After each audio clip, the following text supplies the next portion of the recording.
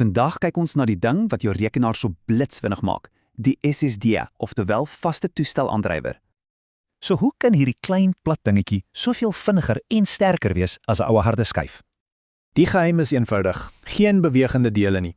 Dis stiller, sterker en natuurlik baie vinniger. Alles lê in die tegnologie. Ons het geskuif van magneties na elektronies. Kom ons kyk gou. So in plaas van draaiende magnetiese skywe, gebruik SSD's nou stil mikroskyfies. Dis die groot verskil. Dink daaraan soos 'n supervinnige USB-stokkie. Dit gebruik flitsgeheue, so jou data is veilig, selfs sonder krag. Maar wat beteken al hierdie tegnologie vir jou? Wel, dit kom neer op 3 dinge. Vinniger, sterker, stiller.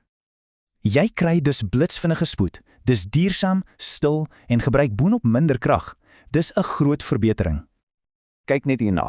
Die verskil in hoe vinnig jou rekenaar aanskakel, vertel eintlik die hele storie. Maar soos met enige tegnologie is dit nie alles perfek nie. Kom ons kyk gou na die nadele. Hulle is duurder per giga gebruik en as een val, is dit byna onmoontlik om jou data terug te kry. Hier sien jy dit duidelik. Daardie ongelooflike spoed kom teen 'n hoër prys per gigagrap stoorspasie. Maar, en dis goeie nuus, daardie prysverskil word elke jaar net al hoe kleiner. So, waar kry ons hierdie tegnologie vandag? Eintlik is dit oral om ons. Dis in jou foon, jou tablet en byna alle nuwe skootrekenaar. Dis nou die standaard. Met pryse wat so val, moet 'n mens wonder, is die dae van die ou harde skyf getel?